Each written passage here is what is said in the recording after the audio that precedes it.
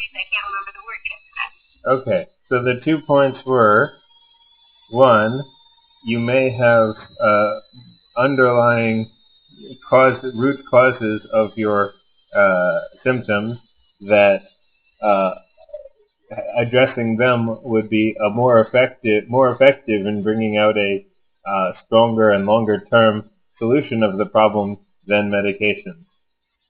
So addressing those things, if they're there, would be an alternative path that might be worthwhile attempting to pursue. And to the extent that you are attempting to improve your performance with medications, it is best not to put excessive demands on the medication, not to wait until you're exhausted and say, oh, this thing better do it for me now, but rather to say, okay, now I'm having a normal day, I will give myself all the best of things I need so I can perform optimally, so I can focus and be disciplined and take the medicine and see what happens. And if you perform well, then yes, you won't know whether you would have done it anyway without the medication or the medication was doing it, but when you get the result that you want. Exactly. And this is a funny thing to compare it to, but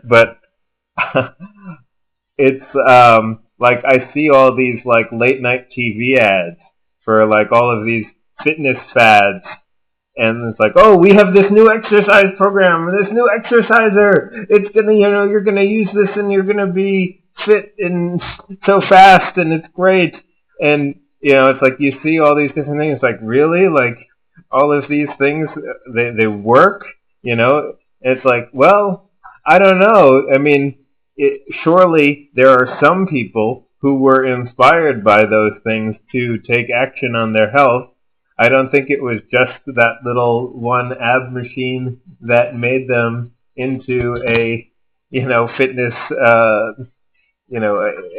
conscientiously healthy person so that they could get thin. But, it's nice to have a fun toy.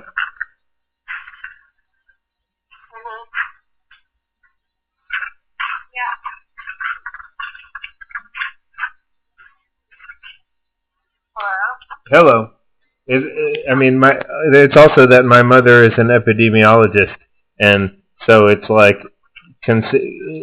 considering how it takes at least 40 people, by our scientific standards, it takes at least 40 people to be a group to be measured for any particular effect. 40 people in the control group, 40 people in the experimental group, or in any particular experimental group, before you start to have what scientists consider to be statistical significance. So, when you try to do these little things to come to an understanding yourself, it can be rather difficult to, have truth. There's just sort of notions.